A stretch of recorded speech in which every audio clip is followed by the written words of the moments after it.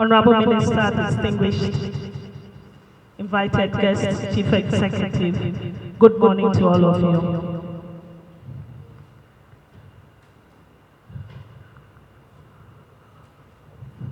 We will begin our program today, and I am privileged to kindly request Alhaji Inusa Abubakar to lead us in the opening prayer.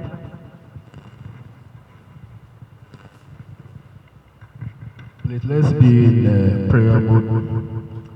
All praises is due to Allah, Lord of the worlds. We thank you for this day, a day we have set aside to deliberate on the issues of development which is dear to the heart of this region.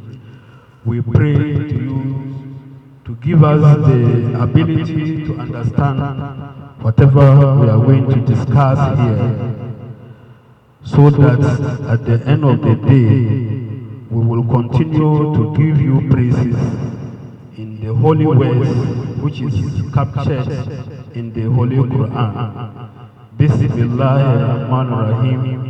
Alhamdulillahi Rabbil Alameen Ar-Rahman مالك يوم الدين إياك نعبد وإياك نستعين اهدنا الصراط المستقيم صراط الذين أنعمت عليهم غير المغضوب عليهم ولا الضالين آمين.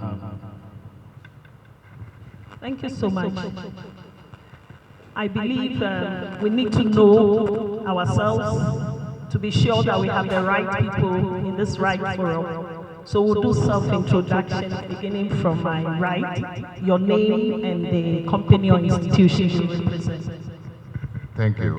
I'm Chimsi Musa, Deputy Director of East RCC. Thank you. I'm John Achel, Regional Finance Officer, Northeast RCC. Dasak Clement, Northeast, Head of Engineer, West. Salif Thomas, account Northeast. Ishmael Bachacha, Forest Commission. Gathara Belinda Bukari, I work in the planning unit in the Northeast region. Emmanuel Osmane, Nobia FM. Actually done the Press Broadcasting Station, London. SSF, Regional Economic Planning Officer. Abakari Idris Alhaji, RCC of East Regional Coordinating Council. Abuada, DC, Mampuru Madore District.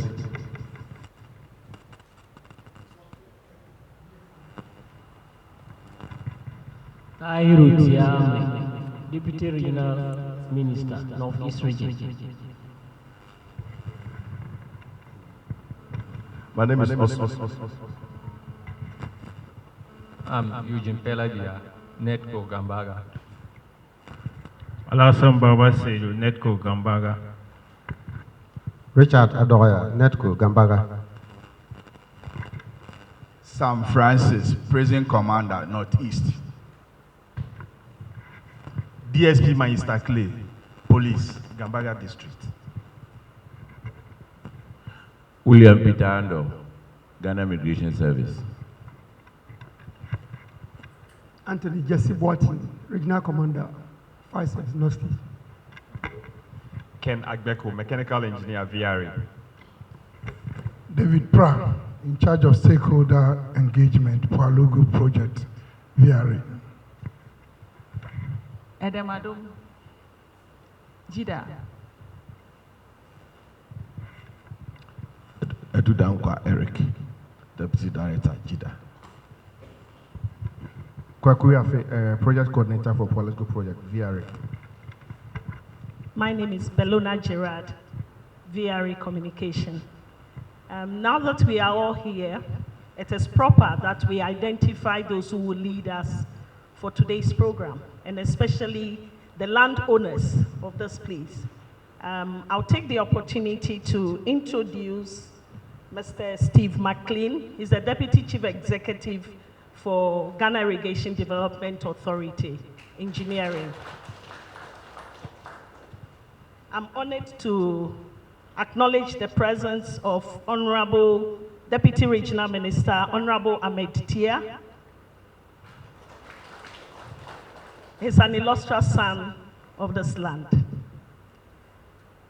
Then, my Chief Executive, Mr. Emmanuel Nchidakwa from VRA. And the landlord, the overlord landlord. Okay. Mr. Mbaba.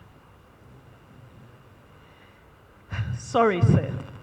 My own Mr. Yuba, Northern Electricity Distribution Company, NETCO.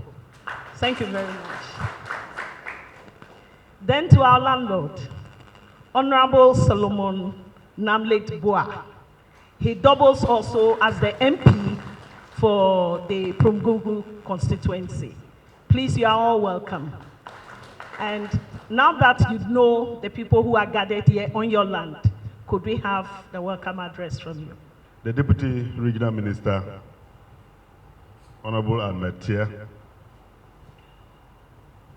Regional Coordinating Director, staff of Northeast RCC,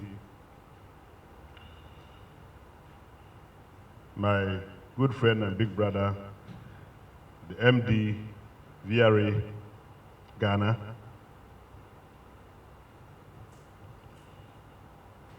MD, NETCO, my good friend, Mr. Abuba, our security commanders, our municipal. I think for now we have a DC chief executive. We are expecting more to come. Regional directors of Lands Commission, are they here? I'm sure they are also still on their way.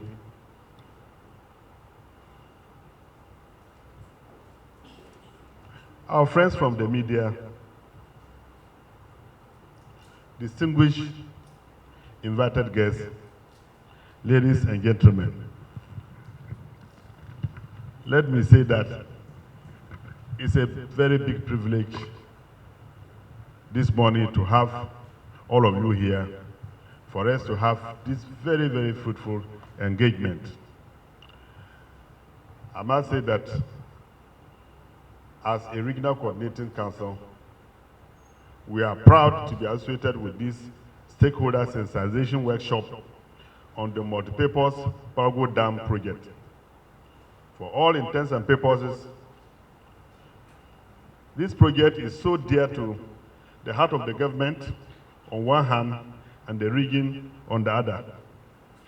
As a new region within whose jurisdiction the project will be sited, we are more than committed to ensuring that the project is implemented successfully.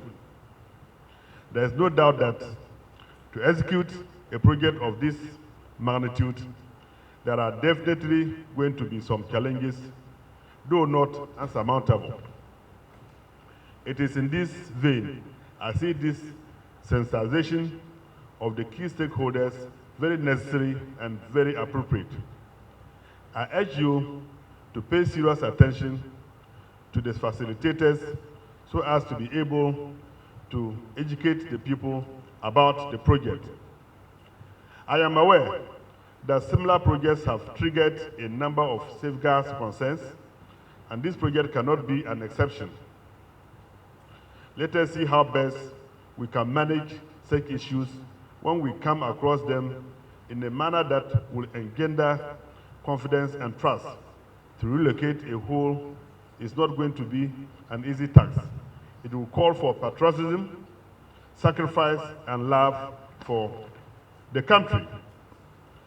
Let me also use this opportunity to appeal to the implementing agencies to ensure the application of the local content policy to the extent that majority of people in the catchment area will directly or indirectly be employed to execute the project.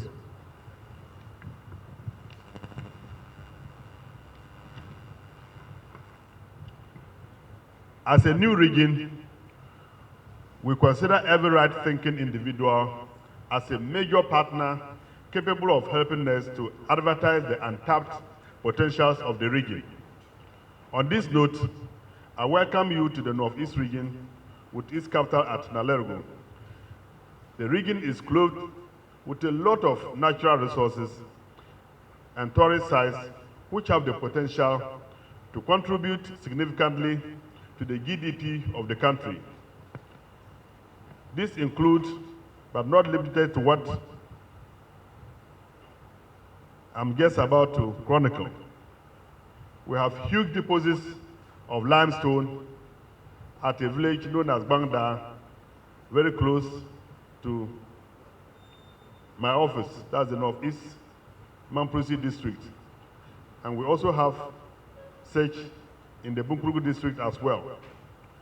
We also have huge deposits of uranium in Nankanduri, the historical guest houses in Nankanduri and Karaminga, Monkey Sanctuary at Zanwara in the Mamprugu Moduri district. In fact, the list is endless. So I would like to encourage you to visit some of these sites to see things for yourself anytime you find yourself here in the Northeast region.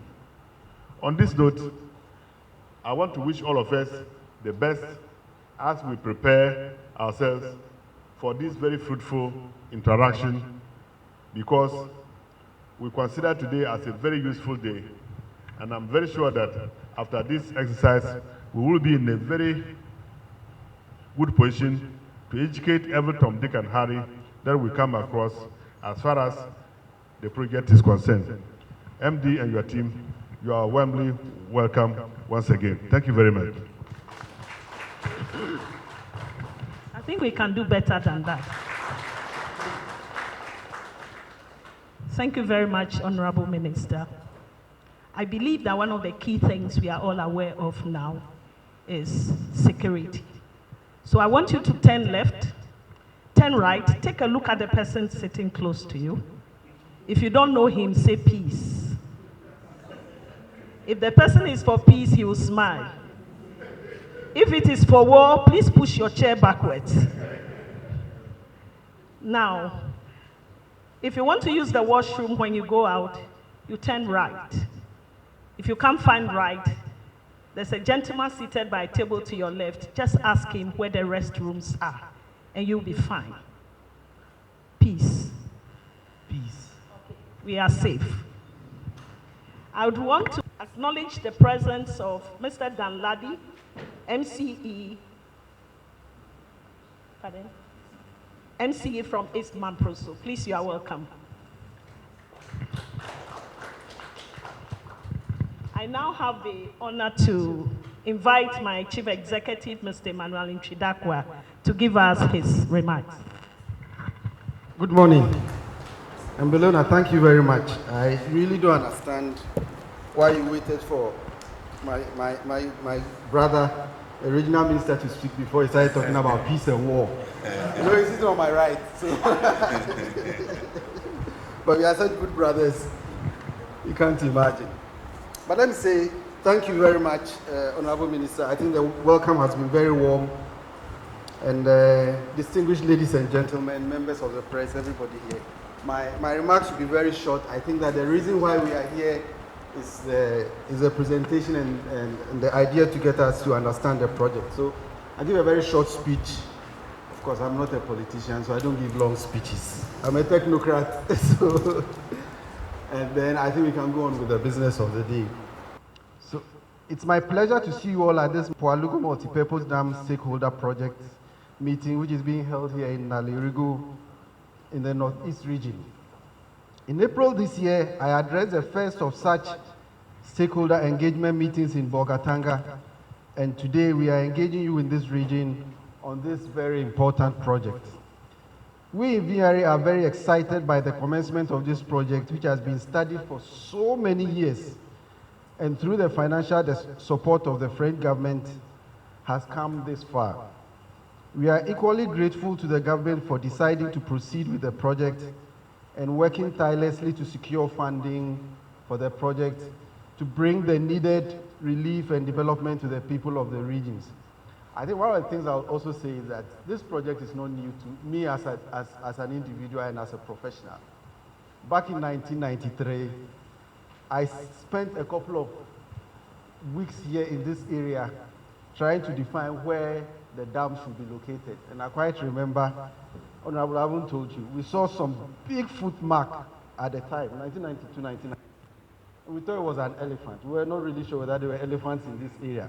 But that was around Lungu, Wungu areas ahead. But I spent a bit of time here. And we did a lot of walking to the site. I quite remember that was the first time that I walked through this area, 6 kilometers, in order to be able to get to the riverside and decide where the dam should be located. So for me as an individual, it's also a great joy. It's not a question of me doing it. For me as a professional, it's a fulfillment of what we've been doing all over the years. So I'm excited, just like everybody else, about this project. VRA in recent years has committed itself to promoting sustainable development in power generation. And this dam, with an additional 50 megawatt solar plant, so that's also one of the things that you should also keep at the back of your mind. It's a dam, but there's also a solar component, 50 megawatts. But I think that as we go through the presentation, we'll get more details on that. It's a demonstration of the commitment that we want to promote sustainable development in power generation. The dam will not only add to our generation capacity and enable the government meet its target of increasing electricity access to 90% in northern Ghana, it will also ensure that Ghana increases her renewable energy capacity potential and contribute to meeting our obligations under, everybody knows, the climate change. There's something we call the United Nations Framework for Climate Change. The government of Ghana has signed up to it. And this is one of the obligations, one of the projects we want to do in fulfillment of our obligations. Also, the Pwalugu Dam, as you may imagine, will reduce the perennial floods in the upper east and northeast regions and effectively avert the destruction of lives and property downstream during the rainy season. This Burkina Faso flooding is an issue that we've lived with.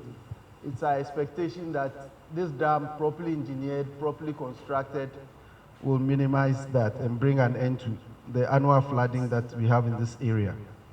In addition, the development of a 25,000 hectare irrigation scheme, which will be the biggest in the country when it is done, and is expected to boost economic activity in the upper east and northern regions by promoting agricultural production and attract large-scale commercial farms supported by small-scale outgrowers, which in no doubt will greatly impact on the government's flagship program of one district, one factory, and planting for food and jobs.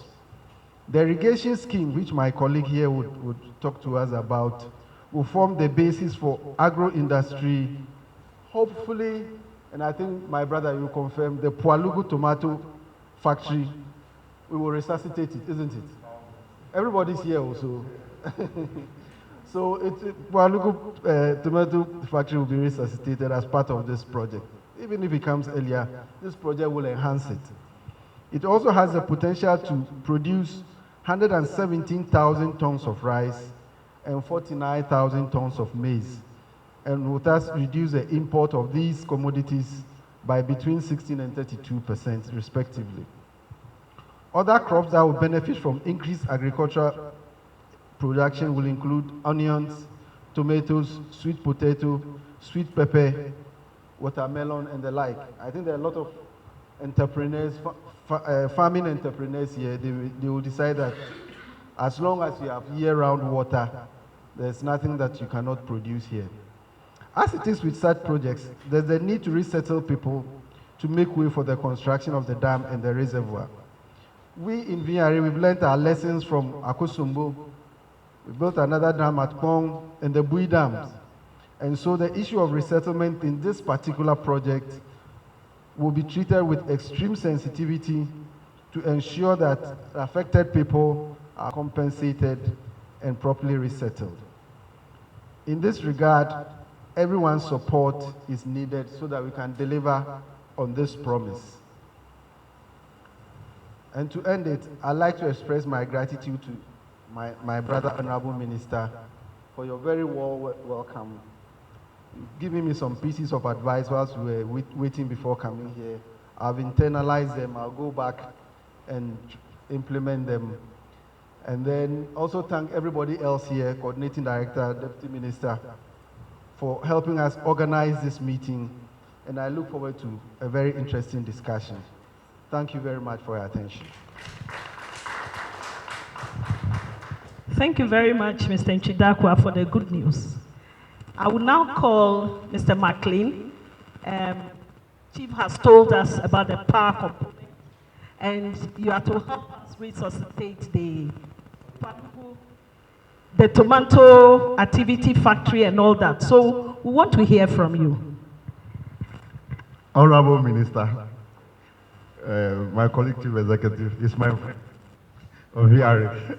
Then, Honorable DC's colleagues, I'm just going to make a brief statement because about the tomato, the crops to be grown. What I want to say is that the biggest irrigation projects that we have in Ghana is Tono Irrigation Scheme and then Pond Irrigation Scheme. They are all about 3,000, I mean less than 3,000 hectares. But we are talking of Pwalugu Irrigation Project, which is about 24,000 hectares. So it's huge compared to what we have in Ghana. Now, if in Ghana, the area that is agreed land is about 13.6 million hectares. Out of this, the area that we can use for irrigation is 1.9 million hectares. And of this, only 220,000 hectares has been developed. That is only about 10% of the irrigable area that has been developed for irrigation. Now, the government is adopting an aggressive approach to expand the area on our irrigation. So the Pwalugu irrigation project sets the tone for that. And we are here to let you appreciate what we are going to do. So I will not say so much, but when it comes to the presentation, my colleagues are going to tell you more about the Pwalugu irrigation project, the location, the benefits that we're going to get from the project, and the roles that we expect from all the people here. So I want to rest my case and then allow Madam to continue. Oh, clap for me. Please give him a bigger one.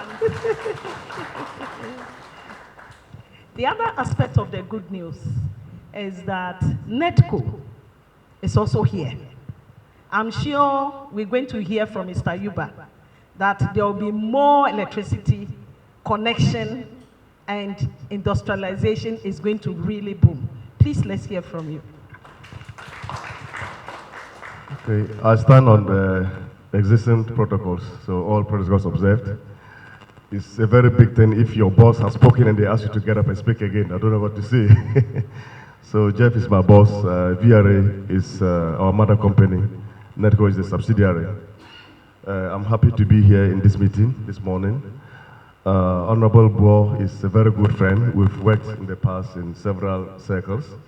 The coordinating director as well, I know him very well, from Boku to Bolga to wherever. I've known him very well, and I know a number of faces here. So, but just not to take too much of your time, just to add that we in NETCO are proud to be associated with this project through VRA. We are ready to support the project in every capacity that we can. Before here, I was the Deputy CEO for the Northern Development Authority, and you've heard of One Village, One Dump, and it's something that people are not talking too good about. So if we are doing this multi-purpose dump, which is very huge, it's going to be a very big success, and this region is lucky to have this sited at this place. So it's going to be a big legacy that's going to be left, and if you put our minds back to the UN Human Poverty Index that was conducted recently, it puts the northern region as one of the poorest regions in Ghana, and this one in particular. Yes, this morning I heard from the minister that this is the poorest of the poorest. Of the poorest northern region, this new region is the poorest.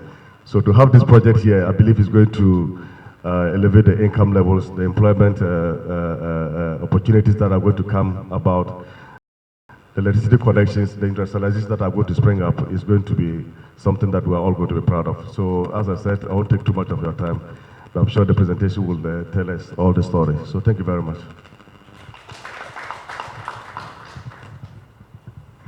Thank you so much. Now we have 5 good friends pursuing a common objective. That can tell you that this objective has already been achieved. There are 5 of them, including the son of this place. It means the Pwalugu multi-purpose dam project is already here.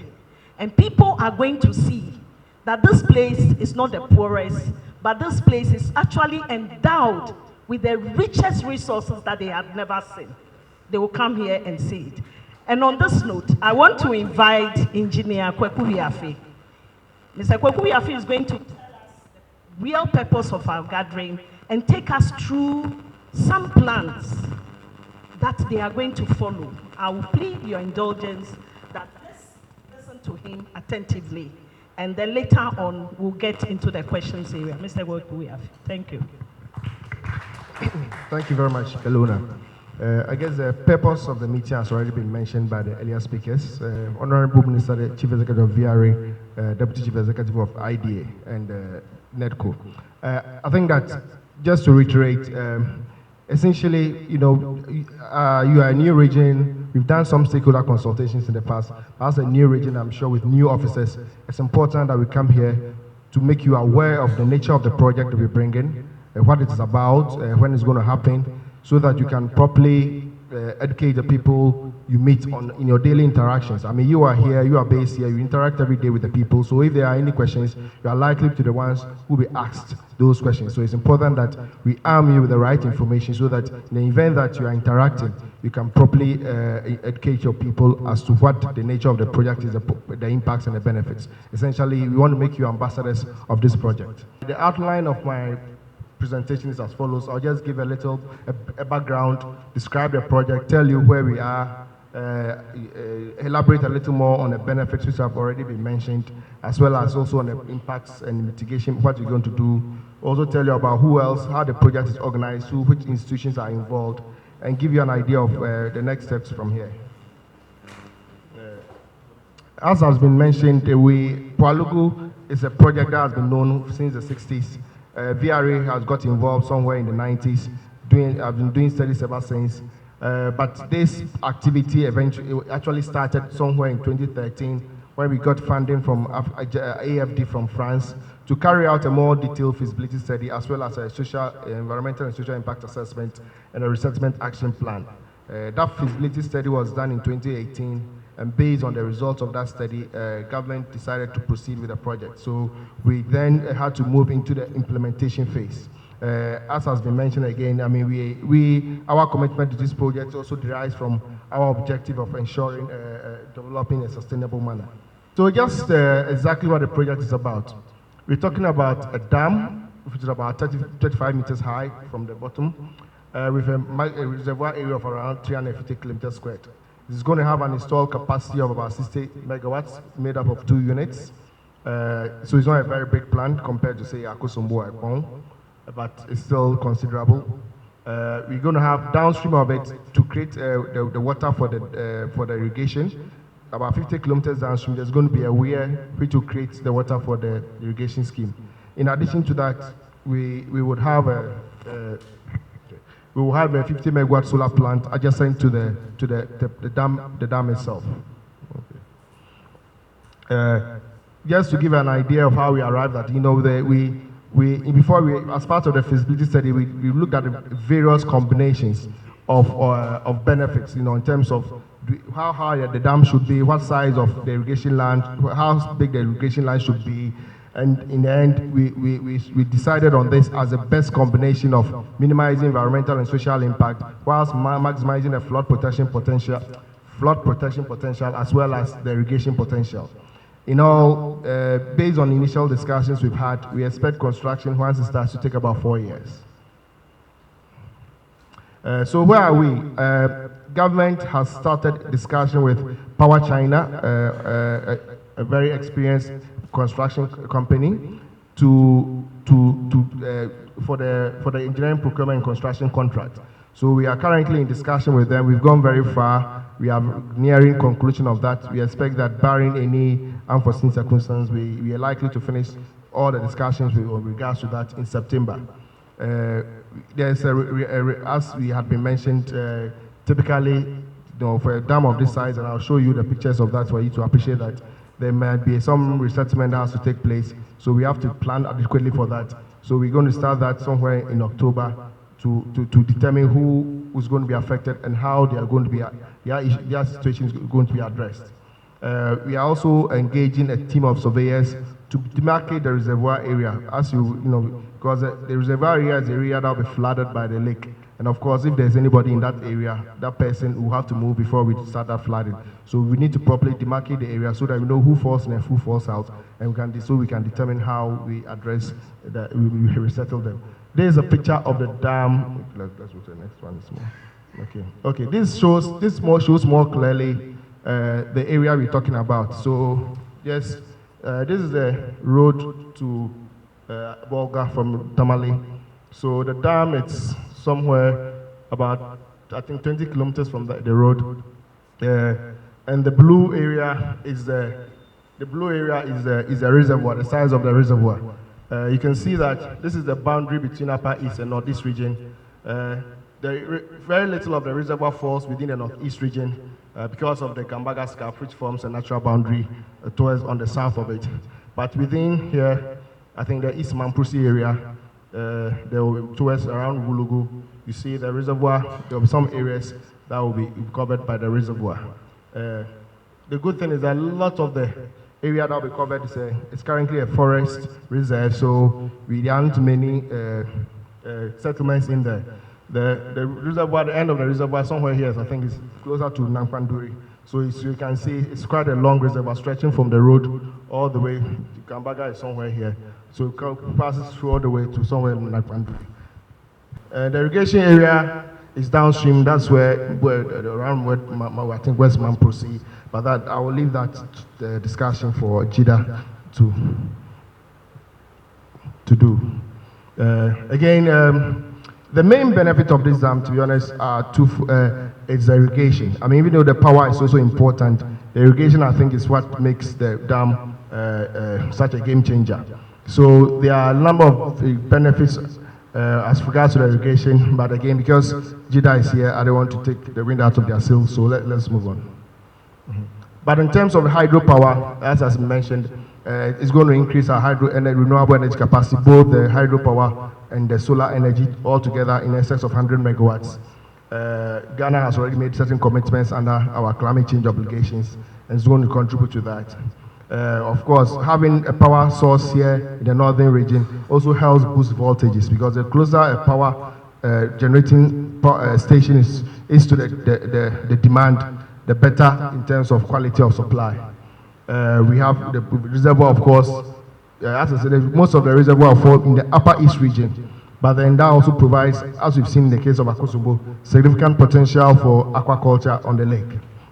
We also expect, and that together with all the economic activities that will be generated, expect to improve livelihoods and create jobs. As you saw, the reservoir covers an area of about 350 kilometers squared. Definitely, that is property that is owned by people, land is owned by people, and there may be people within that vicinity.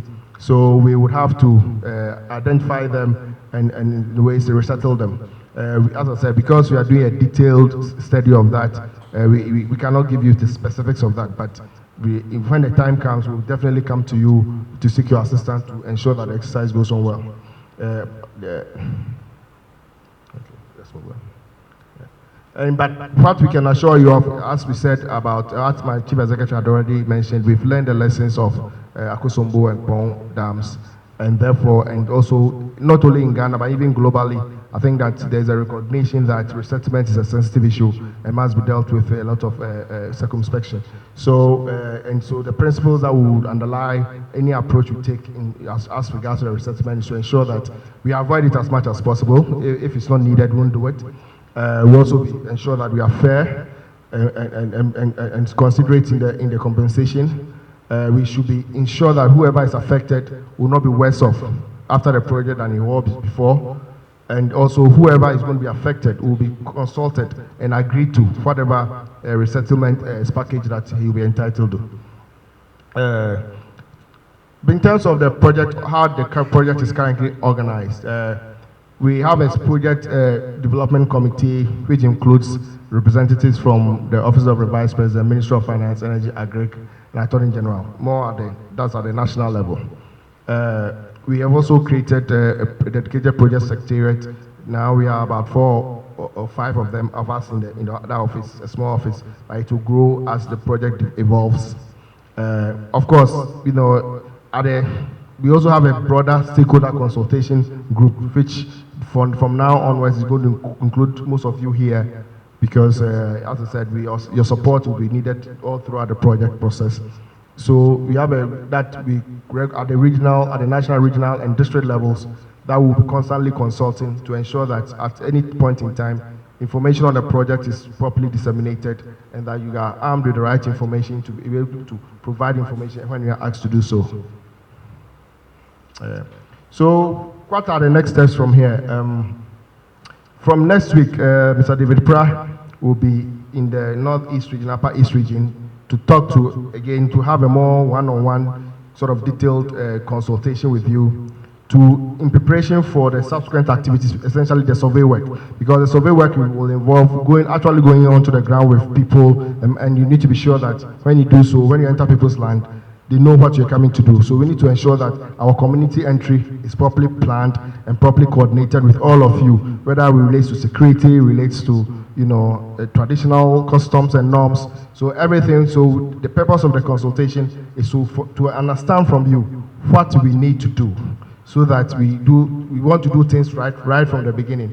We don't want the mistakes we make to cloud people's judgment and affect the project. So we're consulting you to tell us, how do we enter these communities? Who do we see? How do we see them? What do we avoid? Are there any security issues and any other issues of concern that we should take account of? Once that information will feed into our eventual planning, and so that when we hit the ground somewhere around October, we know what we are going to do. We are also, on our side, we're concluding our discussions with the contractor, and so that we are in readiness for the start of construction. You know, as I said, subsequent to the meetings you have with Mr. Pra and his team, there will be a bigger team that will come to actually look at the issue of the survey, to do the actual survey work of the sites, as well as to look at the issues of resettlement and land acquisition.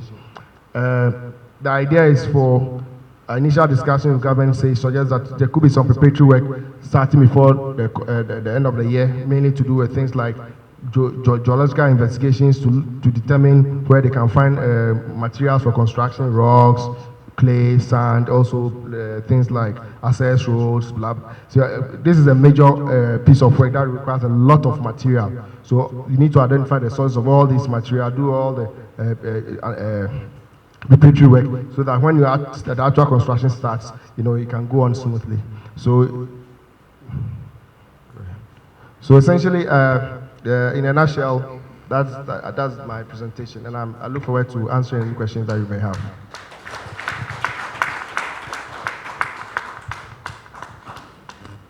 Thank you very much, Mr. Kwekuyafe. We will now take a presentation from Jida, so that after Jida's presentation, then we can open up for the questions. Mr. Eric Edudankwa is the Deputy Director from the Ghana Irrigation Development Authority and is in the Planning Department. He will lead us through the presentation. Yes, I'm presenting on behalf of Jida on the irrigation component for the Pwalugu multipurpose dam. Yes. And in this presentation, you're going to see the background and then where it's located, project components that we should expect, the status as at now, and then the benefits that we're going to get, then stakeholders, some key stakeholders, and then the implementation schedule, and then project sustainability issues, the next steps, and then we'll conclude. The first study for this project was done in the 60s, and at that time we were looking at 110,000 hectares. So it has been on the shelf for a very long time, and updated in 1993 with other projects, and they were updated and still kept on the shelf.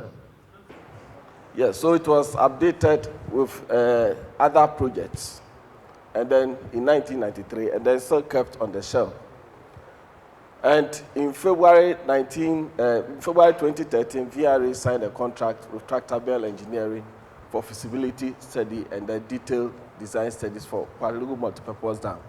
And that was when this project was picked up again. And the study alongside with Asia was completed in 2016 and funded by AFD. The study covered an area of 20,000 hectares of irrigable area development. And stakeholders at a meeting agreed that further studies should be done on the irrigation component to make the dam project more economically feasible. So SCP was contracted to undertake the task in 2017. And during the Sino-African Summit in September 2018 in Beijing, the President of Ghana and the Chinese President both expressed commitment to implement this project. Government, in an effort to also fast-track the project development, signed an exclusive MOU with Power China in early this year for the development of the project. The studies which was done by SCP has also been completed and the final report has been submitted. It was done in July this year. This is a location for the project. I think the irrigation site is mainly in the north of Ghana, which we already know. Go to the next page. That is it. This where we have. Yes, that is it. That is the area for the Pwalugu project. Very good. And then, as you see, those thick lines these are the canals. These lines you see here are canals which have been designed according to the contours of the place. Now, the project component, we're going to have a water diversion hub, that is a weir, which is about 50 kilometers or so down the main dam. And then we also have pumping stations to pump water to uplands, areas which cannot be controlled by gravity. And then we also have irrigation canals, which will supply water to the field. And in these canal systems, we are going to see aqueducts, we see siphons, we see bridges, and then also culverts and gates. And there would also be ancillary structures, roads, linking the various farm plots, and then security and production facilities. And it will also be automated. Good. Now, the status, as at now, an agreement has been signed with Power China. It was done in July 27th. And then also, an exclusive framework agreement was also signed between MOFA and Power China on December 6, 2018. And a submission of EPC, Engineering Procurement Construction Contract, from Power China to JIDA in April this year, which was reviewed. And then also, an application for a single source procurement was sent to PPA for approval. Next. And additional information comprising the draft contract agreement, BOQ, bilateral agreement submitted to PPA on June 3rd, 2019 for consideration. We have received approval from PPA with a condition of 5% discount on the project cost, and we received that in July 5th. We are now requesting for the economic management team's acceptance to place the project proposal and budget before cabinet for decision. And the next stage is subject to cabinet decision, include financial arrangements and parliamentary approval. What are the project benefits? I think we've spoken a lot about the project benefits. And it's supposed to boost agricultural production and form the basis for agro industries in this area. It also creates a lot of job opportunities and improve farmers' incomes and then livelihoods in this area. We also make positive contribution to overall healthy and stable development of the economy and society in this area. And also, crops which will benefit from increased production include rice, maize, vegetables, then tomatoes.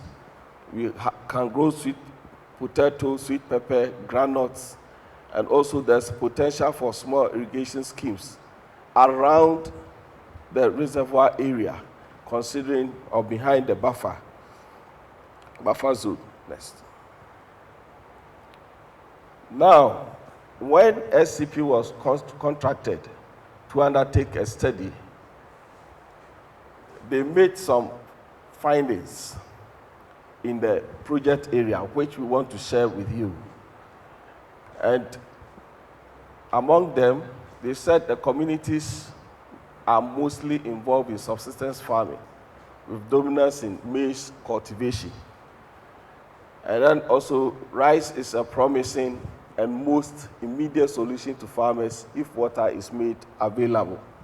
Meaning that when more areas will be considered for rice production. And then also, livestock and shade trees provide additional benefits for the agricultural activity. And land allocation is very complex. And that is the more reason why Lands Commission also has a major role to play on this project. That is the land cover for the West Mampusi district, within which the project is situated. Move to the next. And so they gave us some options, which we are still, which we are going to consider in the implementation. And the first one is the option for land management. And here we're going to look at, to avoid conflicts, how are we going to manage the land in such a way that farmers or regional landowners will also benefit from the project and to all be taken care in the design of the project. And then options for agricultural development. It's not going to be smallholder farmers throughout for the whole 20 hectares, but we also have some anchor farmers within. And then the farmers, our local farmers, can be smallholder farmers to produce for these anchor farmers. They can also serve as markets for them. And then options for scheme management. In the past, some projects have not been managed well. And considering the scale of this project, we are determined that it will not face such problems. So we're going to look at the scheme management structure. And for Pwalugu, we're going to look at a scheme management entity who will manage the whole scheme. And then also we'll have water user associations being formed by the various farmers within certain specific service areas so that the scheme will be managed well. Next. Good. There are two cropping options which I've mentioned, the smallholders and then the business farmers or the commercial farms. And these smallholders through agrowers can produce for the commercial farms. And then also the smallholders can serve as family farmer and then produce straight for the market. And we also have aggregators who can also buy from these individual farmers to the market. And the market can be local, regional, or international. And SCP also suggested some variables for scenarios, which we will look at. And for surface, the first one is surface allocation between smallholders and commercial farms. And the suggestion was that we can give 30% of the land to smallholders and then 70% to commercial farmers. And as the project develops, it can change. Once the capacity of these smallholders are built, we can increase their percentage to 60, whilst we reduce that for the commercial farmers. And then the second one, we have a situation of the smallholder farmers and commercial farmers within the scheme. Avoid scattered areas. What is happening is that the smallholders farmers will not be scattered anyhow within the 24,000 hectares, but we'll try and group them and develop them around commercial farmers so that the commercial farmers can serve as an anchor for them. And then also, we are known for free things, but in this project, farmers will be expected to pay some tariffs, water user fees, and they can be fixed for smallholder farmers or a dual tariff system according to the volume of water you used, and then parts can also be fixed. And then also, we can also look at private public financing, but now that government is going for loan, we will not talk much about this.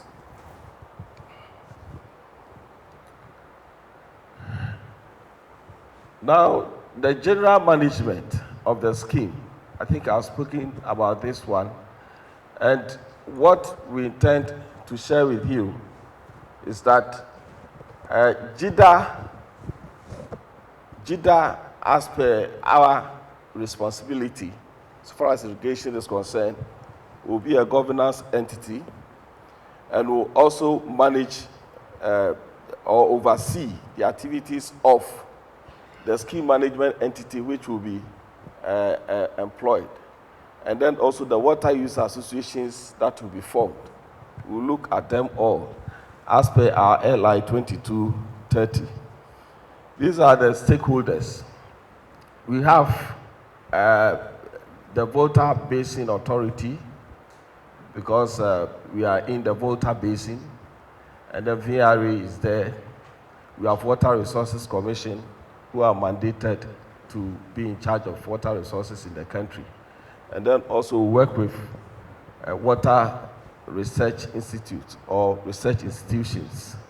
And then the MOFA, regional and district MOFA, because they will extend services, they'll provide extensive services to the farmers. And then farmer-based organizations, we have district representatives, traditional leaders because of land issues, and the National Development Authority. We have Land Commission, who will also help us in the land allocation committee. This is the preliminary implementation schedule for the Pwalugu Dam. The project is supposed to complete within 3 years. And we currently are in the first 6 months of the project.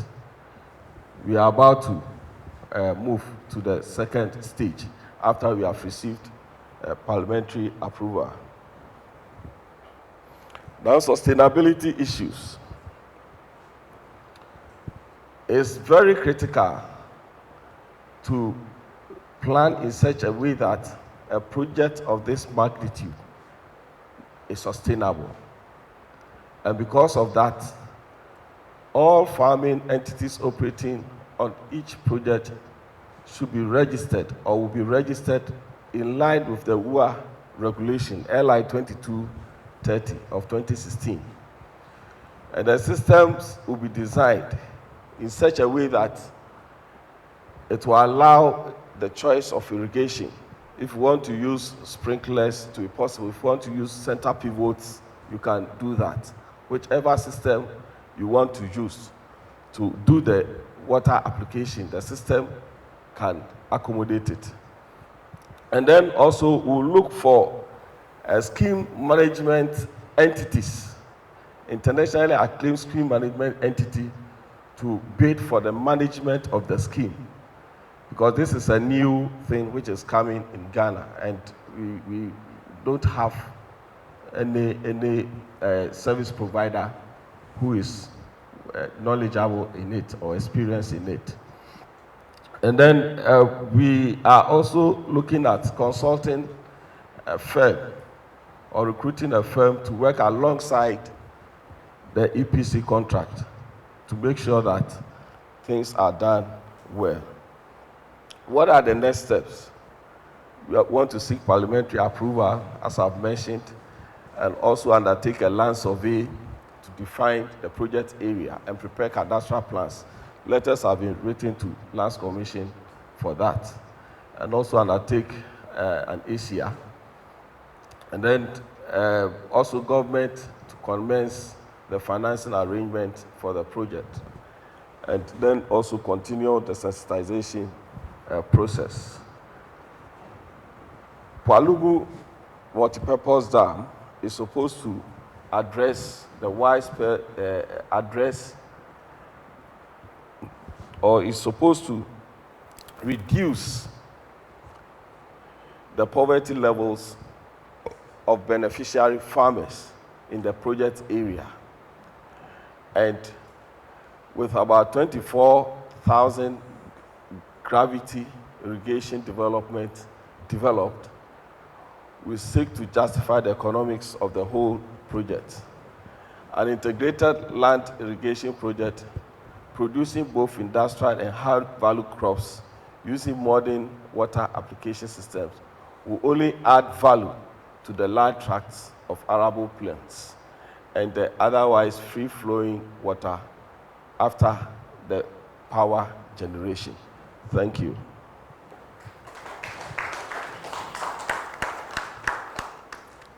One of the key things I want to add is that as we've gathered here today, when we understand our responsibility and roles in this project, we'll be able to communicate this to our brothers and sisters who are not here.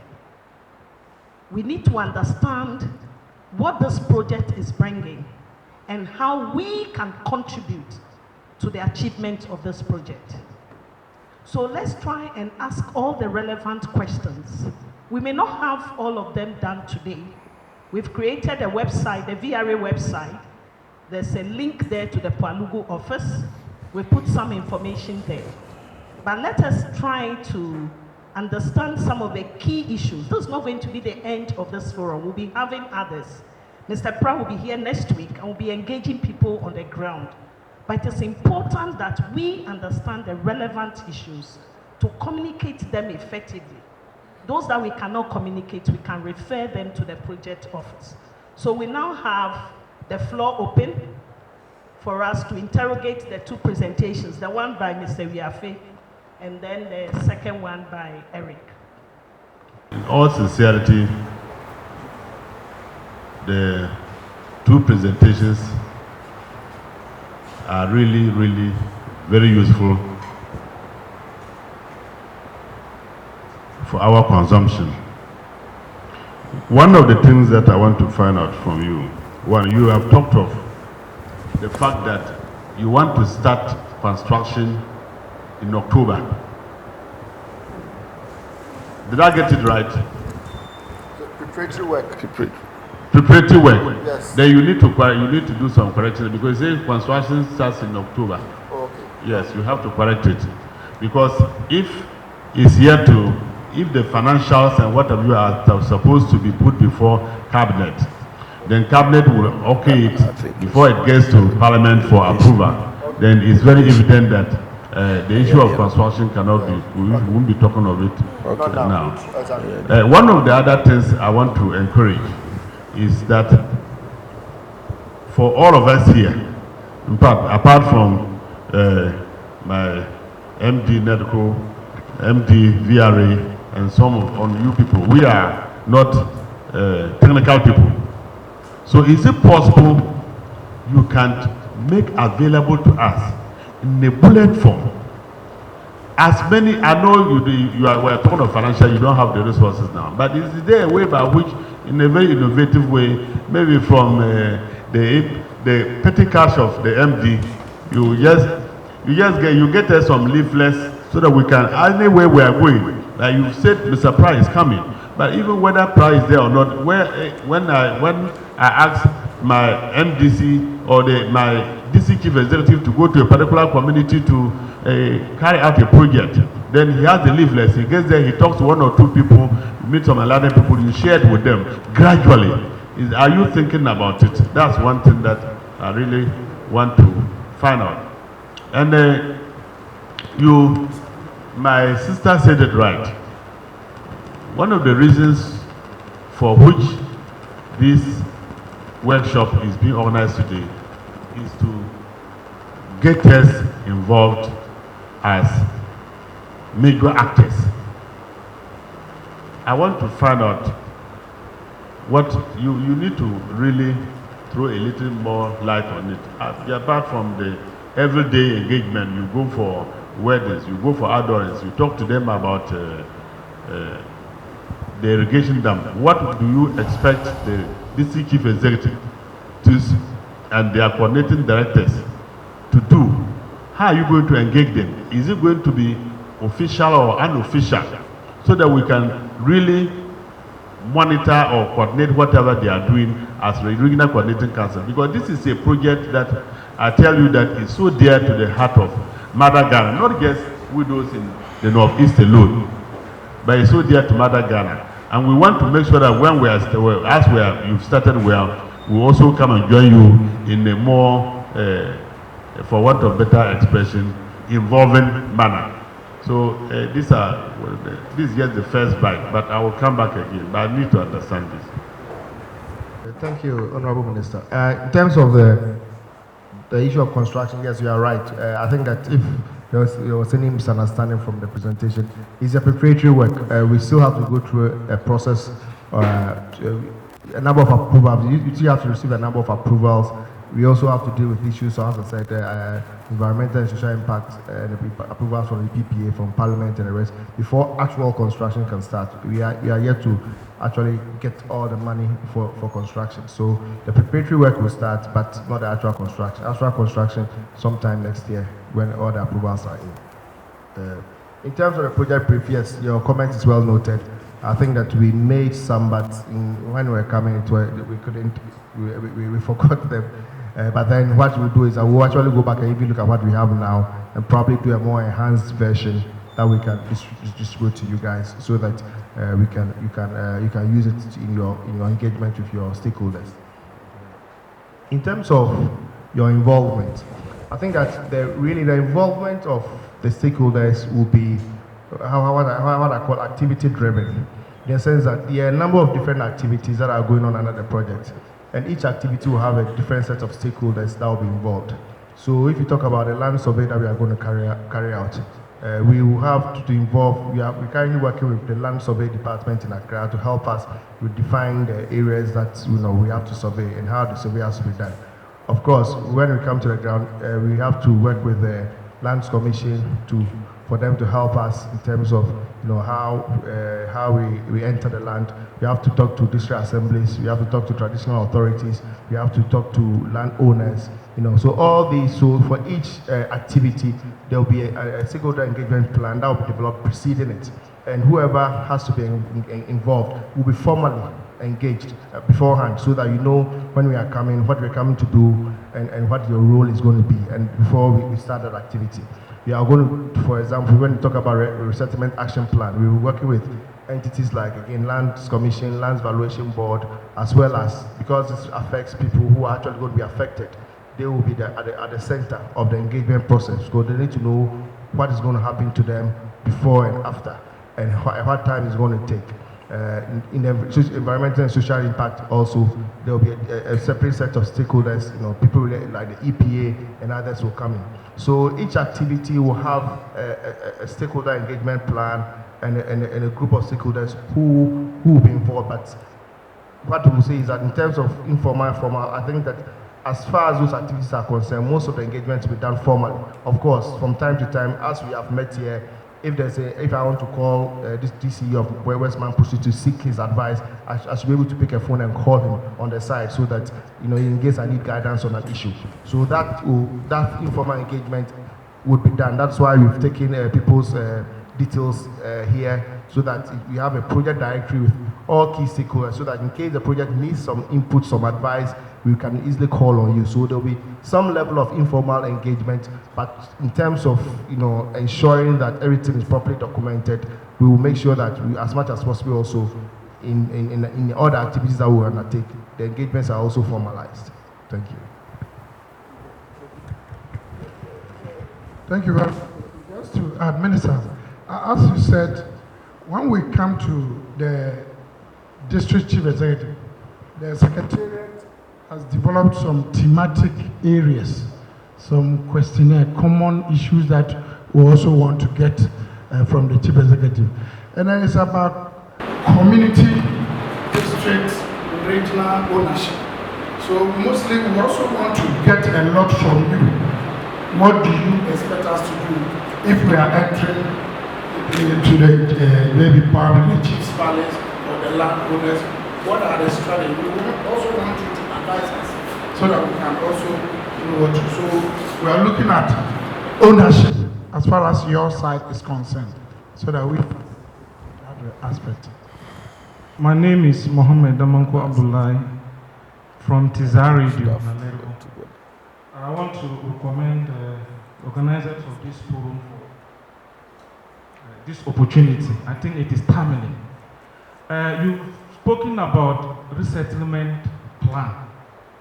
I want to find out, here we depend so much on traditional authority. I want to find out if you have in place packages for communities that might be affected as a result of this project.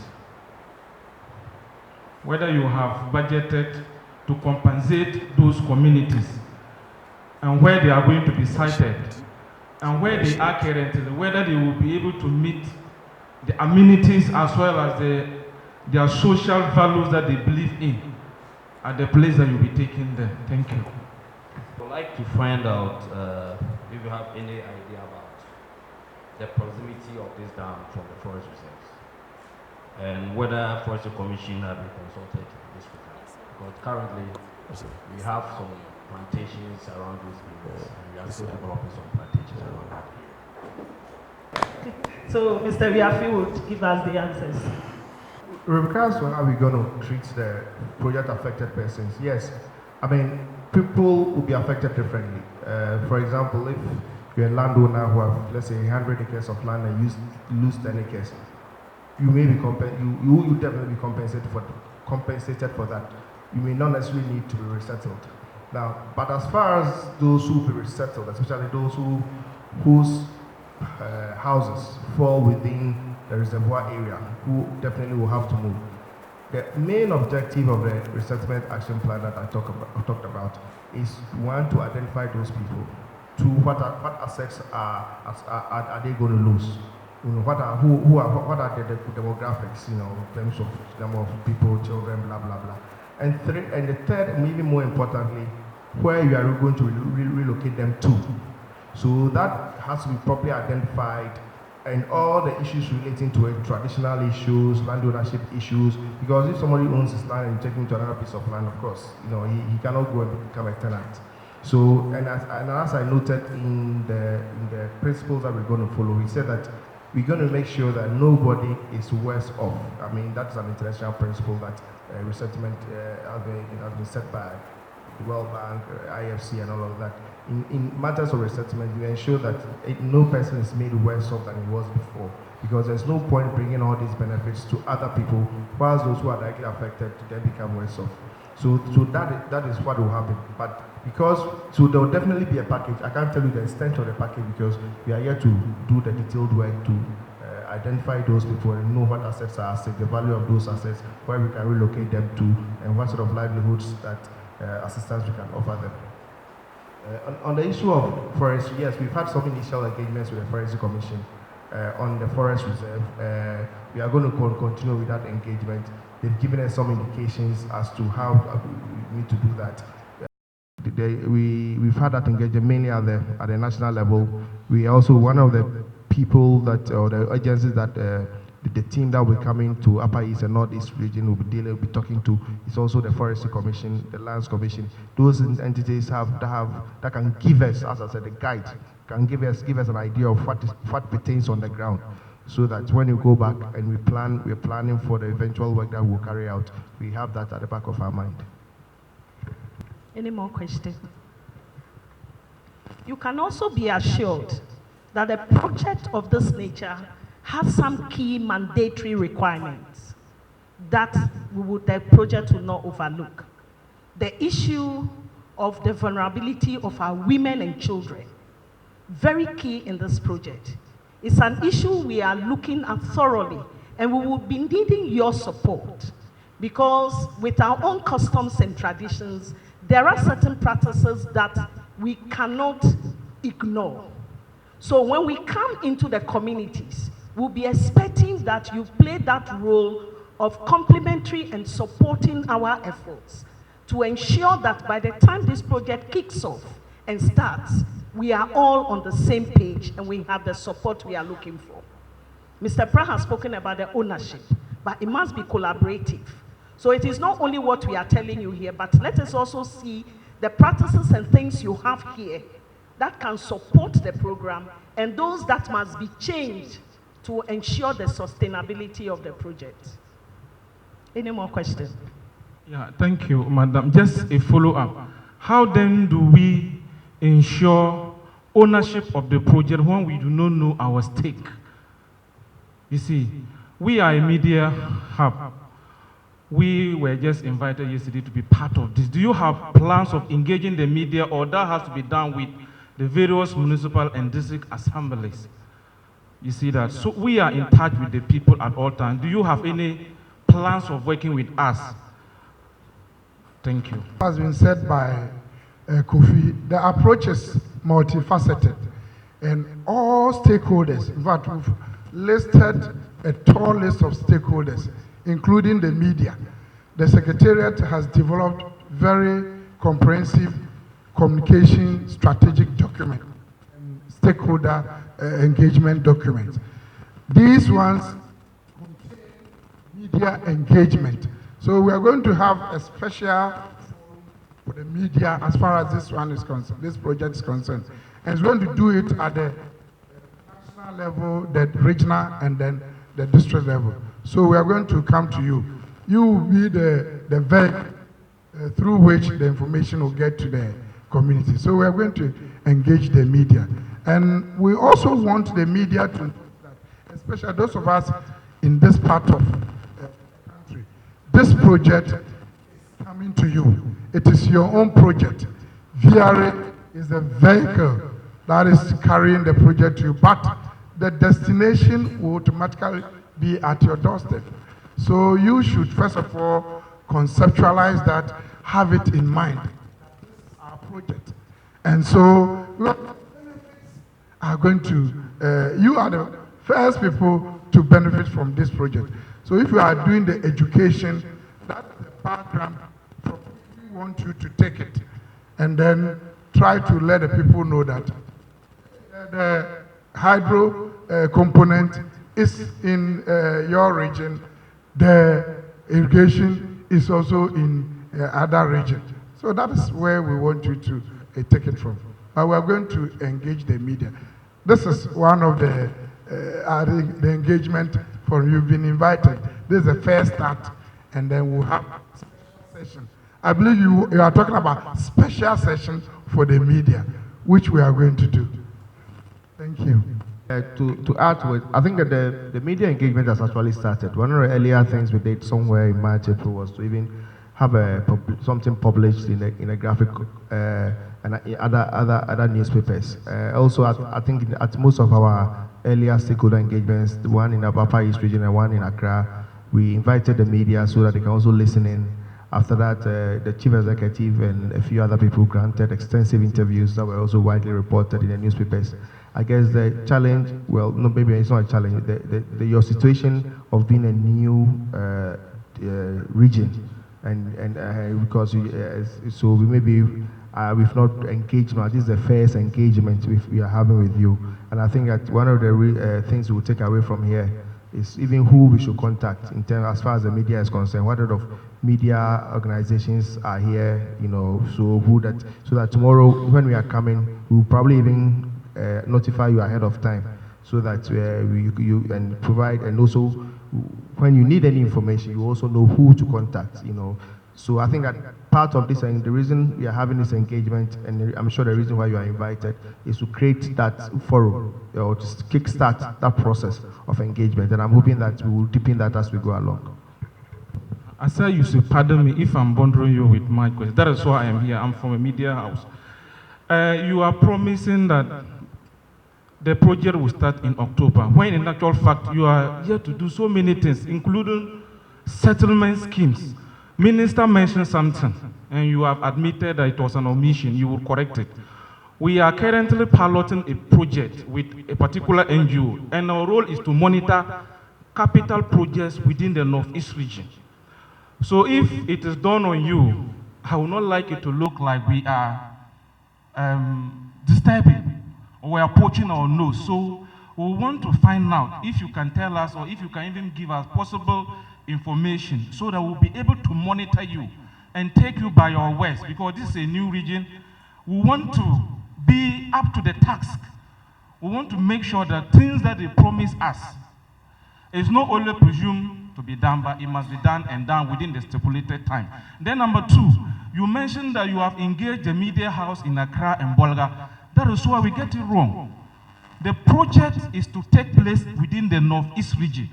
We should be the people empowered, knowing our rights, our responsibility, so that we can owe it. If you go to Accra and do program, thinking that people here will get it, it cannot be done. So most of the time you prepare bigger budgets for the so-called bigger states who have made the name, and we those here struggling, doing community work every day, are left behind.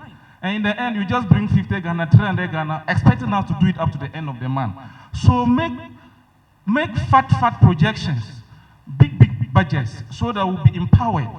We can do community forums, the pros and cons of this one, and report to the people, and let the people actually own the project. But for me, if you go to Accra or Bolga to do any project, how many of us listen? Our people don't listen to those radio stations.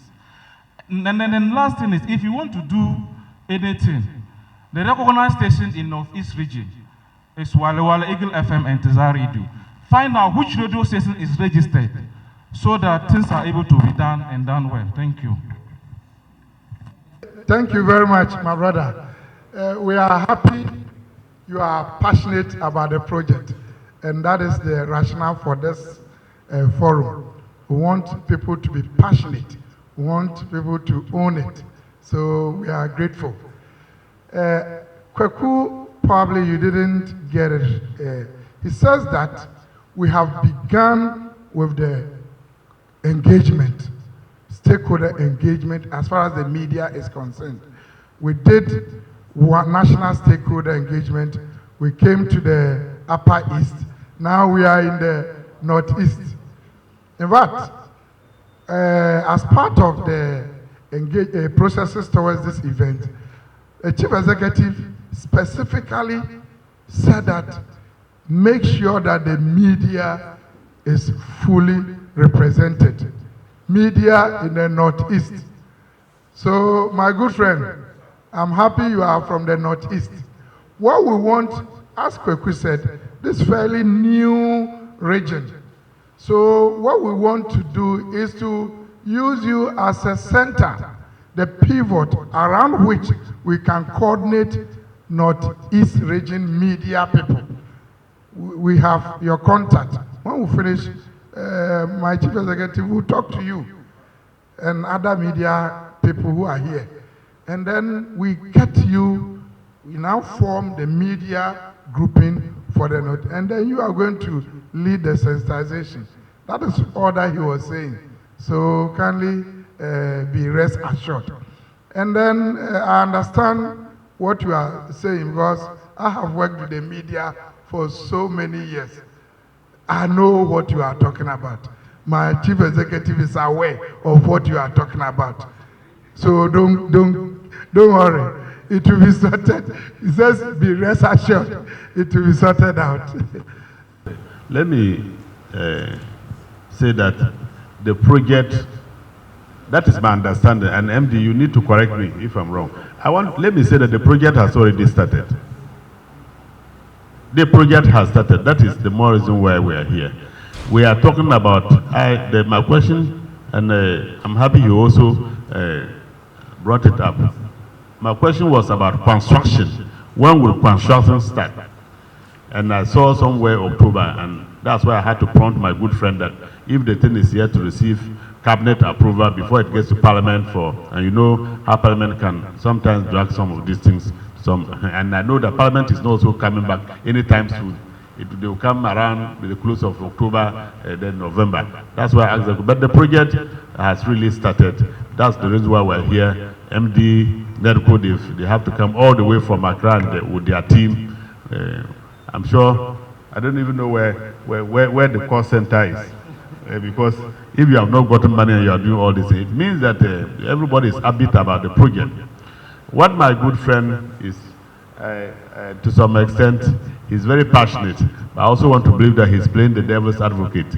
A lot of people are very much interested in the project, and as a very serious media, local media house in the capital, they are always looking for the good things for the Northeast region. And this is one of the things that they are going to give us their fullest support. They are going to give us their fullest support to ensure that the project sees the light of day. So be rest assured, as for the media, they will do their best and do it in a very positive way. Because at the end of the day, it is the Northeast region that benefits more than any other part of the country. That's just what I want to add. And my good brother, yes, yeah, all that you have said is very, very true. I think that the fact that we have gathered here doesn't mean that this is now that the project is being conceived. The project is been going on for a very, very, very long time. It's already gone to cabinet. Cabinet has approved it. That's how we can spend and do all that we are doing. It is the funding, and the funding is a process. It's statutory. By law, you have to go through cabinet and go to parliament before you can get the funding approved. Just like budget or any other things. That is what they were talking about going to parliament. But in terms of the project, it's still going, and it's going on. The thing, you know, we just came off the construction of the Bui project. We're the same guys who did it. When you start a project like a dam, there are a lot of preparatory works, hundreds of them. There's so many things you have to do before you even hit the ground. I remember in the case of Bui, we started the preparatory works in October 2005. The actual construction, sword cutting, was in August 2007. Those 2 years, in between 2005 and 2007, we're doing the kind of things that you are talking about. Stakeholder consultation. Where do we put the resettled people? Which different ethnicities do they have? Where do we find the best place to locate the resettlement towns? Do we want to add a person of this ethnic group with another person of a different ethnic group? Will it work? Do we convert fishermen into farmers? Do we convert farmers into fishermen? There are so many things that you have to do, apart from the technical designs and other things that the project people are doing right now. So they will continue to do the project things, but the most difficult part of a hydro project is stakeholder consultation. And you've got to start that early.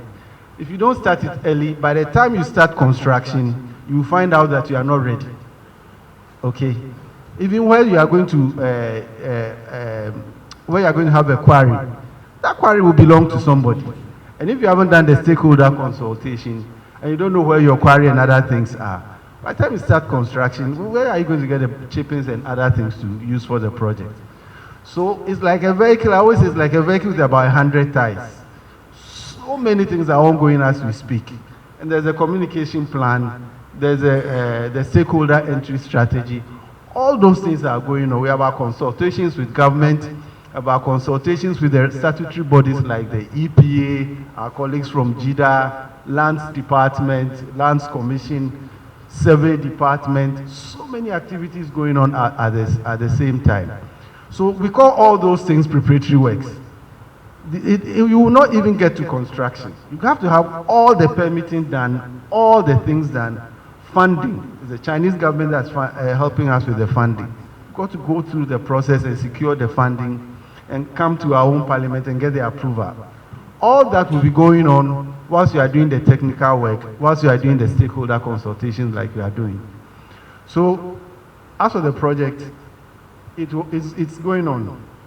We are not going to end the stakeholder consultations now. I remember we started construction even before we started building the resettlement towns. Because when you start construction, it takes a year or two before you start flooding. Okay, you have to raise the dam before when the floods come, you can impound the water behind it. All that time, you could be doing resettlement. All that time, you could be doing stakeholder consultations. It's a very long process and complicated, let me put it that way, better expression. It's a complicated process. So when you see something on the screen that, oh, we will do this, it doesn't mean that we are not prepared to do it, but that's how the process is. There's a lot that has to be done before you actually hit the ground. Else you can't use 4 years to complete the project. It just won't happen. Construction is about 4 years, but you will spend another half a year, 2 years to do the preparatory work. And this one we've started early. That's why you can be bold enough to say that in October, some work will be done on site. Maybe access road, maybe some more geological information that will require. We'll have people on the site. We'll start building the project houses, temporary houses where we are going to keep the project staff, etc., etc. All those things will be done, but they are all called preparatory works. It doesn't mean the project hasn't started. Because when we start building, people are going to live on site. And you have to have houses ready before they start the project. So that's part of the construction. But it doesn't mean that the dam has actually been, you have started the construction of the dam. All those things, we have to extend power to the place, electricity. All that has to be done before the actual construction starts. So I just wanted to give that clarification. We are way ahead of schedule. Okay. Yes, I'm DSP Clay. I foresee a very huge project, but I've not heard anything about the construction of police stations, because this is going to definitely attract lots of people, and lots of people will definitely attract crime. So I expect that we put in place, if it's not already in your plans, you construct police stations at strategic sites so that we can provide security for the people. Even at the preparatory stage, we need to be there. Thank you. I think you've raised a very valid point. When you start a project like this, I always like to give an example. We had about 3,000 people working there. Most of them came from outside the area because you can't find the skilled people there. You don't have the carpenters and others. You all will migrate from elsewhere. So crime goes up. That's a very normal thing. So as part of the preparatory works, one of the first things that we will do will be the construction of a health post, construction of a police station, okay, and then fire. Those things will be constructed. I see my good friend from immigration here. It's very important that we have the immigration issue sorted out because it's very close to the Togo border. And we have to keep an eye on how people migrate, whether people will move. We don't want, I shouldn't say we don't want, but we don't want a situation where people migrate from other countries to take the jobs that our own people can deliver. So all those things will be done. And we would work with, in fact, in the case of fire, we'll work with the fire group to determine where we should actually site the fire station. The police station, the same thing. Prison, I don't know yet. But I'm hopeful that even with crime, we can have some place to keep them. But maybe not in a prison, but some temporary place for the police, yes. But that's why I think that the minister invited all of you. You all are stakeholders. The fact that we haven't mentioned that we will do A, B, or C doesn't mean that you are going to be prepared from it. But a basic thing, when this project starts, we probably have about, I figure that maybe 2,000 people will work directly on the project. Those will be artisans on the project. But you have others who will provide what we call the ancillary things for the people who set businesses, people who sell, people who cook food, People do all sorts of things. These projects generate a lot of economic activity. And all those people will migrate from elsewhere and come. And you can't stop them. But you've got to have some control. So, when the group comes the next time, they are going to interact with you right from the beginning. And you've got to give them some ideas on how we should do the policing, how we should deal with the immigration issues, fire, how do we deal with it, right at the beginning. Because if you don't get the buy-in at the beginning, we can't build anything on it. So I think that's one of the things that, one of the lessons that we've learned from different projects, and this time we don't want to make that mistake again. So rest assured, all those things will be taken care of. Yes, MD, this question the police commander has asked is something that we have to even look beyond what we have said. I think the last time we were talking about this project somewhere, if you look at stretching from upper east, upper west, northern region, northeast, savannah, apart from where my good friend, Mr. Abuba, right? The NER boss, that's his name, eh? Yeah, are you sorry? Apart from Ayube's NEDCO, then the Tamale Teaching Hospital, let's forget of the educational institutions. This will be about the most important single project for the people of northern Ghana since independence. If you look at how much that is going into the project. So, and looking at how porous our borders are, the immigration, you really have to also take a center stage. Because, you know, these thoroughly and all knows, if somebody, if a miscreant wants to cripple a country, what do? They look for the very expensive solutions that can damage the economy for life. So it's something that you also have to consider, MD, so that we look beyond even the everyday petty thieves that come around and just do some things. They want to earn their living for that day and go. But even on a larger scale, where people will come and want to do a particular type of damage, and then it becomes news to them, and they go somewhere and say they will claim responsibility over what has happened here. May God forbid.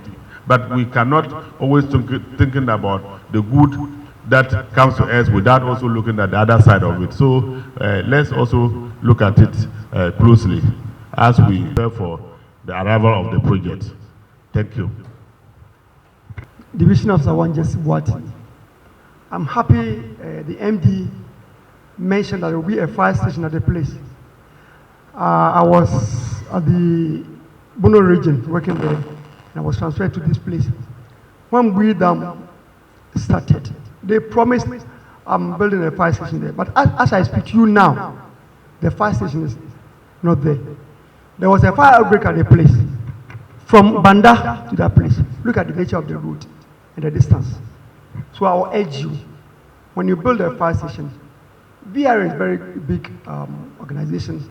Provide us with fire engine, whereby you can combat this outbreak. Please, if it's in the pipeline, please. Thank you very much. It's standard practice for us to create what we call enclaves around wherever we have our projects, our generating projects. So if you look at a place like Akosombo, we created a township. There's a fire station there.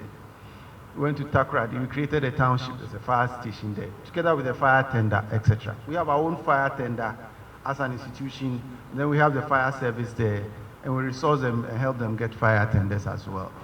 So that will be the same thing that will happen here. Of course, there will be a little enclave, which is, call it an estate, a place where people will live, a residential area, and we'll incorporate a fire area, a fire service station there, both near the generating station itself, which is a dam, and also in the residential area, because both places are important.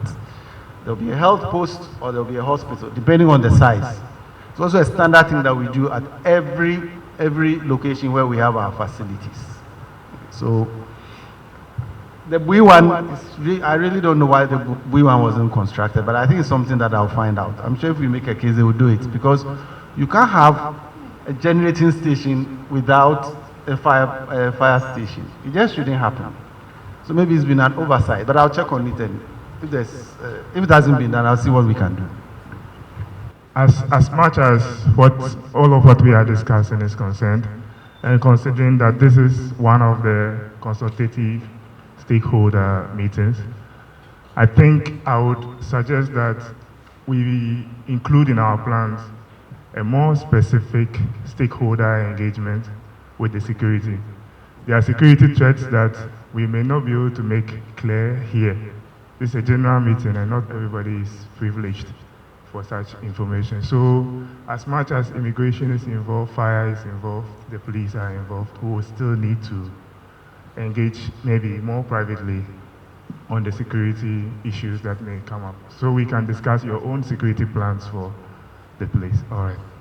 I just want to know the access road, because the place, there should be a road which will be accessing to the dam, because looking at the nature of that roads around that area, if there's plans to construct the road so that our product will not be wasted inside there. Thank you. Regards to the security threats, yes, I think that that comment is well noted. It's an issue that is also on our minds, and it's one of the things that we'll be addressing next week, because we know, yes, there are obvious threats, security threats, but there are also some latent ones that are not so obvious. But once we start discussing issues of land ownership and all of that, could easily flare up, you know. So we would just be engaging with the district police commands and the regional police commands to give us whatever intelligence they have on the ground, and whatever threats that they are aware of, so that when we are planning our work and when we are carrying out our work, we take that into consideration. Yes, in terms of access roads, some access roads will be built from the main road to the site. As you can see, the red line, as I said, is the main road. The site is a bit off. So some access roads will be built from the main road to the site, also to be able to move material, you know, heavy. The roads will be used by heavy equipment, trucks laden with stones and sand. So yes, some roads will be built within the area. So, but I don't know which specific areas you are talking about. But at least some access roads will be built from the main road to the site, and then some in the area. For the Irrigation area, yes, it will be well planned. So we will have routes, and then we also have even sites for, if possible, factories, and you know, to take care of the whole value chain. So it will be well planned. We have it. This is not in answer to any particular question, but it just struck me that we haven't spoken about it. We've been discussing the benefits of this project.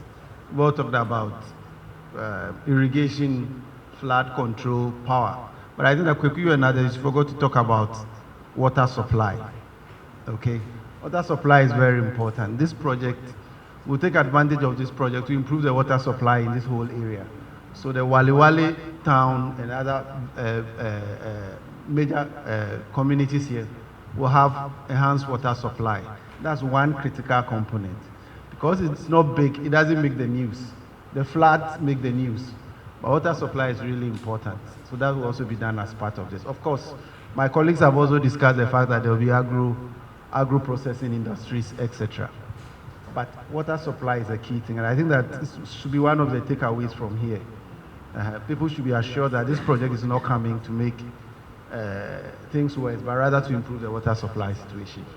Okay. I believe we have not really exhausted the issues, but since today is the first time, as we come back and as you think about it, and as the issues come, we will address them. So we kindly request our Honorable Minister to give us the closing remarks. Thank you, my sister. MD VRA, my good friend, the Deputy Regional Minister, and everybody here, let me say that this engagement has really been an eye-opener. It is obvious that so much is expected of all of us. To our district and municipal chief executives, I've not seen the West Mampusi municipal chief executive here. I don't know what the issue is. Mr. Abu, do you know why he's not here?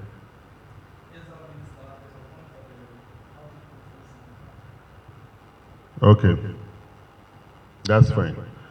You need to relay this message to him, because if you look at the location, I think that the Mampugu Moduri and that of the West Mampusi are much affected than the other municipalities and districts. And we expect you to really be on top of the issues. In your daily work with the chiefs, the unit committee members, the assembly persons,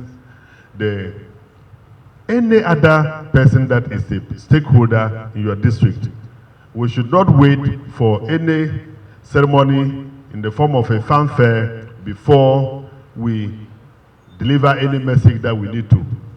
Let it be part of your everyday activities. When you find yourself in a particular area, let them know what is on the way coming. Because the best way by which our people can really accept the project and give us the maximum support that we need as a government is for them to know the benefits that lie ahead of them. And the benefits are many and varied. If we are talking of 2,000 jobs, I'm sure if you just ring fence that and give it to Honorable Mustafa that everybody should come from Yarba, then you have finished the unemployment in Yarba for life.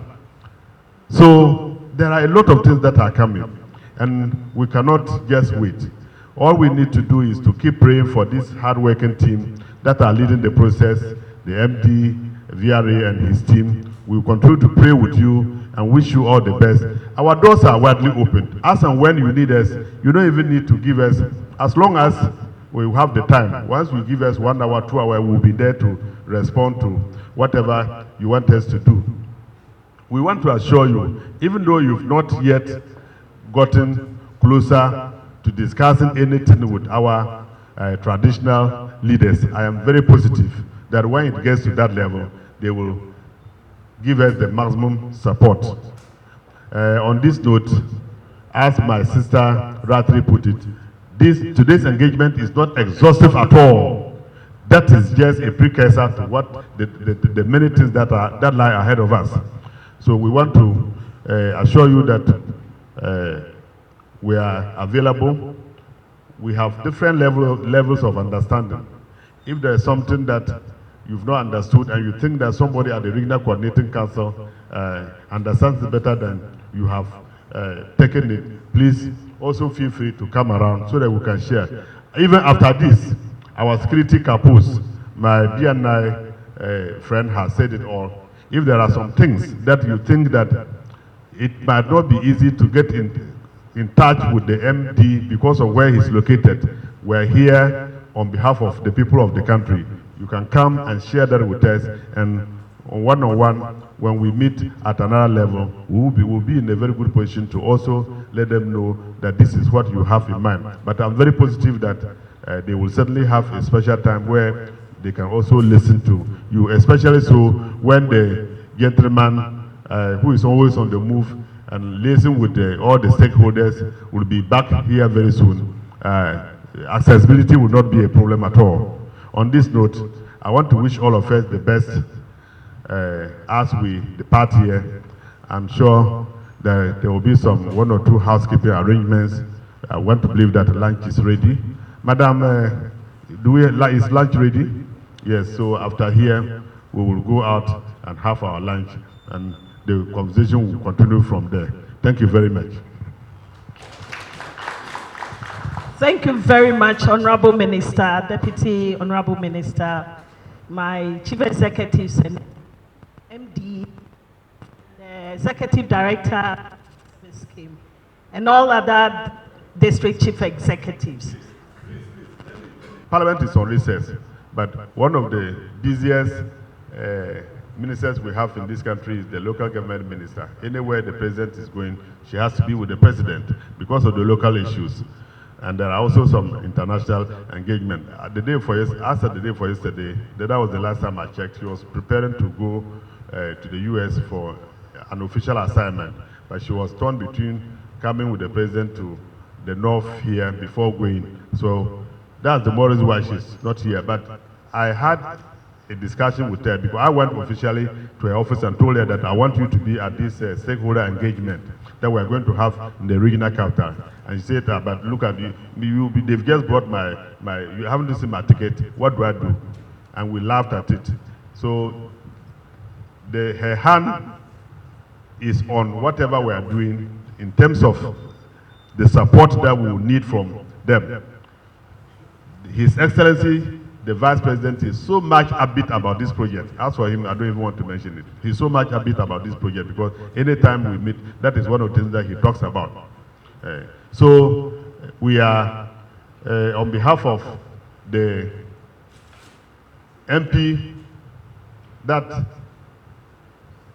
is with us in spirit, but physically somewhere, because her constituency houses the regional capital, and the chiefs and people that will be engaging very soon. I want to assure the MD that they are ready to give you the needed support. Unfortunately, your office and her office is so close. So as and when you need her, you don't even need to suffer. I'm sure after this, you can even send her a WhatsApp that it was useful and that everybody was very happy with the atmosphere in the Northeast Regional Capital, her constituency, and that we are praying with her wherever she is. Thank you very much.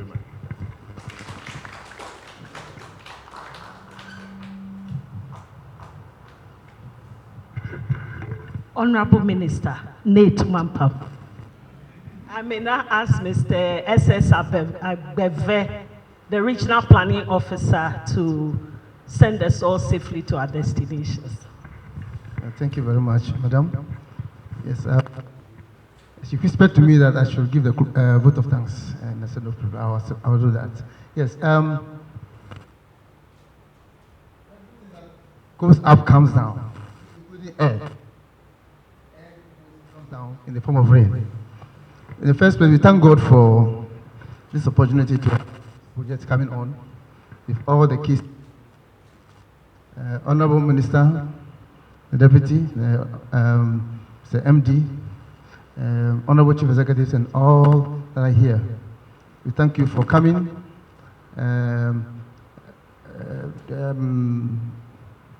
VRA, the stakeholders, we thank you for bringing this project eventually down here, even though we know it's a process, but we believe that eventually, with my Honorable Minister and all the people involved, everything will come to a fruitful end. We pray that you go home safely in the Lord's hand, and you in touch with the people and ensure that everything goes on successfully. On this note, thank you on behalf of the Regional Minister, the Coordinating Director, and the Northeast Regional Coordinating Council. Thank you very much. And then, may we pray.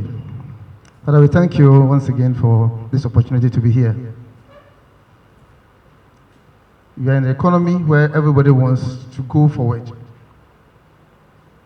This region has been carved out to enhance rapid economic development. And this you've started. And we are continuing. We pray that you give us the edge, the abilities, and the insights to ensure that whatever comes through are held steadfastly, so that in everything we give you the praises. Take away every form of obstructions, any untowardness that will want to obstruct the process of development of this region. We cancel it in Jesus' name. We pray that you take us through back to our homes successfully in your wings, and everything we say hallelujah to your name. Thank you in Jesus' name. Amen.